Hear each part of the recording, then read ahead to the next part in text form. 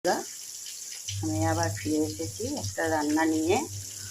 আজকে বানাচ্ছি ফুলকপি আলু নিরামিষ তরকারি। সেই জন্য দেখুন ফুলকপিগুলো আমি কেটে ধুয়ে এগুলোকে নুন হলুদ দিয়ে ভেজে নিয়েছি। আলুগুলোকেও তাই কেটে ধুয়ে নুন হলুদ দিয়ে ভেজে নিয়েছি।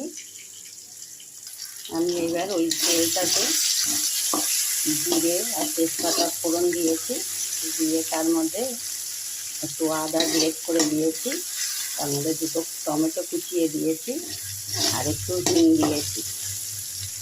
তার মধ্যে আমি এখন একটু গুঁড়ো মশলা অ্যাড করবো। দেখুন একটু হলুদ গুঁড়ো নিয়েছি 2 চামচ জিরের গুঁড়ো নিয়েছি, পরিমাণ মতন লঙ্কা, যার ঝাল পরিমাণ মতো একটু নুন দিয়েছি। দিয়ে এটাকে এখন মশলাটাকে কষাবো।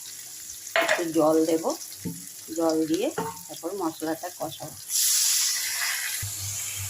মশলাটা আমার কষানো হয়ে গেছে।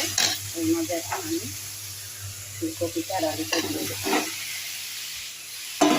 দিয়ে তাতে কষিয়ে একটু সামান্য একটু জল দেবো। এটা বেশি ঝোল রাখবো না, একটু মাখাই হবে, কষা কষা।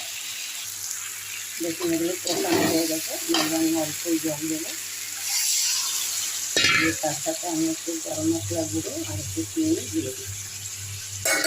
এটাকে নাড়াচাড়া করে নামিয়ে দেবো। দেখুন হয়ে গেছে ফুলকপি আলু কষা। আলুগুলো একদম নরম হয়ে গেছে, আলুগুলো নরম হয়ে গেছে। আমি রান্না করবো, এখন এটা আমি বন্ধ করে দিচ্ছি, গ্যাস অফ করে দিচ্ছি।